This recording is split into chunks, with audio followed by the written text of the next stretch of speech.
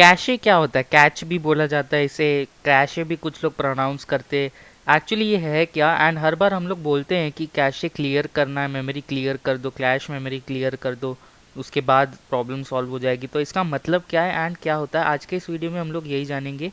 आज का ये वीडियो सिंपली एक्सप्लेन का है कैशे के ऊपर। अगर आप कभी कॉलेज गए होगे तो कुछ बुक्स आप लेके जाते हो बैग में अपने साथ, एंड हर एक पीरियड के हिसाब से बुक आप ओपन करते हो एंड लिखते हो। कैशे भी कुछ इसी तरह से है। जो बुक आपके पास में है, जो पीरियड वाइज अगर आपने उसको ओपन किया है तो वो बुक कैशे हो गई। उसके साथ कुछ बुक्स आपके बैग में होगी जो कि आप बार बार जब पीरियड आएगा तब आप खोलोगे, आप बार बार नहीं खोलने वाले, तो वो सेकेंडरी मेमोरी में है। थर्ड टर्शरी मेमोरी में जो कुछ बुक्स होंगी वो आपके घर पे होगी, जो आप स्कूल में नहीं लेके गए क्योंकि उस दिन उसका पीरियड था ही नहीं।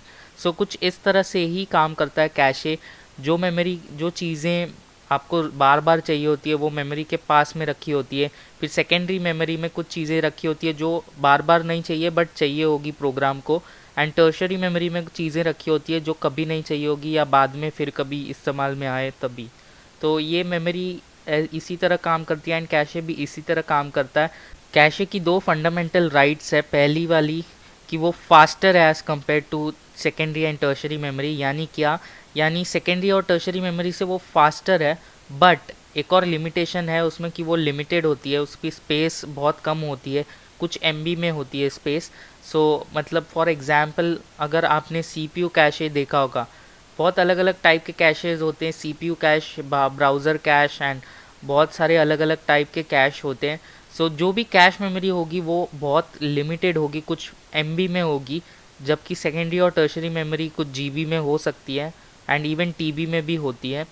सो अगली बार जब आप कोई कंप्यूटर लेने जाएं एंड उसका सीपीयू देखे, सीपीयू में L1 L2 and L3 cash लिखा होगा, तो ये जो लिखा हुआ होता है ये बेसिकली और कुछ नहीं, ये कैश मेमोरी है। जितनी ज़्यादा कैश मेमोरी होगी उतना फास्ट होगा सीपीयू। सो ये आपको ध्यान में रखना है, ये भी आपको मैंने बता दिया। कैश मेमोरी बहुत ज़्यादा होती है, बहुत ज़्यादा टाइप की होती है एंड उसी में से एक है ब्राउज़र कैश। एंड बहुत बार हम लोग ने देखा होगा कि बोलते हैं लोग कि clear browser cash and problem fix हो जाएगी। ऐसा क्यों? क्योंकि ब्राउज़र कैश में और कुछ नहीं होता। ब्राउज़र कैश में वो वेबसाइट की कैश फाइल्स होती हैं जो कि एक बार आपने विज़िट किया तो वो डाउनलोड करके ब्राउज़र अपनी रख देता है। फॉर एग्जांपल अगर आप यूट्यूब पे जाते हो तो यूट्यूब की कैश फाइल में यूट्यूब का लोगो वगैरह ऑलरेडी डाउनलोडेड होगा। जैसे ही आप ब्राउज़र कैश को क्लियर करते हो तो फिर सारी फाइल्स डिलीट हो जाती है, फिर से वेबसाइट वापस से रिफ़्रेश करते हो तो वापस से डाउनलोड होती है, इसलिए फिक्स हो जाती है सारी प्रॉब्लम्स कैश फाइल को क्लियर करते ही। अब देखते हैं मेमोरी हायरार्की को, यानी कि कैसे एंड क्या होता है, कैसे टाइप की मेमोरीज होती है। सो सबसे पहले आता है सीपीयू रजिस्टर।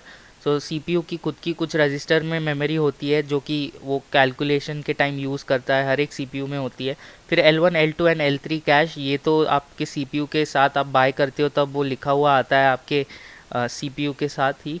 उसके बाद मेन मेमोरी होती है यानी कि रैम होती है। उसके बाद एसएसडी आती है जो कि फास्टर है हार्ड डिस्क से, एंड सबसे लास्ट में हार्ड डिस्क आती है। तो कुछ इस तरह से होती है, फास्टर से स्लो एंड बड़ी फाइल से लेके छोटी फाइल, छोटी स्पेस तक। तो कुछ इस तरह से है मेमोरी हायरार्की, यानी कि सीपीयू रजिस्टर की मेमोरी कुछ एमबी में होगी या कुछ केबीज़ में होगी, जबकि L1 N2 L3 होगी कुछ एमबीज़ में। रैम अपनी जीबी में होती है, एसएसडी अपनी टीबीज़ में आजकल आने लगी है एंड हार्ड डिस्क भी टीबीज़ में आने लगी है। सो इस तरह से होती है, छोटे ऊपर से नीचे तक, छोटे से लेके बड़ा तक स्पेस, एंड फास्टर जो ऊपर वाली है वो फास्टर है एज़ कम्पेयर टू नीचे वाली हायरार्की। एक और एग्जाम्पल लेते हैं जिन लोग को नहीं समझा होगा उसके लिए। तो अगर आप कभी लाइब्रेरी में गए हो तो फर्स्ट जो लाइब्रेरियन के पास में बुक्स रखी होती है वो बहुत यूज्ड बुक्स होती है, यानी बार बार वो बुक्स की ज़रूरत पड़ती है, इसीलिए वो लाइब्रेरियन के पास में ही होती है। उसके बाद कुछ बुक्स होती है वो अलग अलग शेल्फ पे रखी होती है जो कि कभी कभी यूज़ आती है बट बहुत ज़्यादा यूज़ में नहीं आती। एंड बाकी की जो बुक्स होती है जो कभी यूज़ में नहीं आती वो अल्फ़ाबेटिकली ए से लेके जेड तक अरेंज किए होते हैं। तो इस तरह से ही काम करता है कैश भी। जो फाइल्स आपको ज़्यादा चाहिए होती है वो पास में लेके रखता है सीपीयू के, एंड जब भी आप यूज़ करते हो तो वो फाइल वहाँ से यूज़ कर लेता है। सो ऐसे बहुत सारे टाइप्स है। ओएस कैश होता है, डीएनएस कैश होता है। ओएस कैश आपको पीसी फटाफट स्टार्ट हो इसके लिए होता है। डीएनएस कैश होता है जो आपकी वेबसाइट फटाफट विजिट हो, उसी के लिए। ब्राउज़र कैश भी होता है, डेटाबेस कैश एंड सर्वर के कैश भी होती है। अब ये कैश मेमोरी को कैसे सॉर्ट करते हैं एंड कैसे निकालते हैं, इसके दो प्रोसेस है, एक है LRU एंड एक RR। LRU यानी कि लीस्ट रिसेंटली यूज्ड, यानी कि डेटा वाइज अगर हम लोग जाएं तो सबसे कम जो फाइल यूज़ हुई है उसको निकाल देना है, यानी सबसे लास्ट में जब यूज़ हुई फाइल होगी वो निकाल देगी मेमोरी से। उसी के साथ आता है RR यानी रैंडम रिप्लेसमेंट। ये आर्म वर्जन बहुत यूज़ करते हैं, आर्म वर्जन के प्रोसेसर्स RR यूज़ करते हैं क्योंकि इसमें ज़्यादा मेमोरी नहीं लगती, ये बेटर है as compare to LRU। I guess that's all for this video. अगर आपको वीडियो पसंद आया हो तो hit the like button and ऐसे ही वीडियोस एनिमेटेड फॉर्मेट में एक्सप्लेनेटरी वीडियोस के लिए चैनल को सब्सक्राइब ज़रूर करें। Again it's me Priyank, thanks for watching.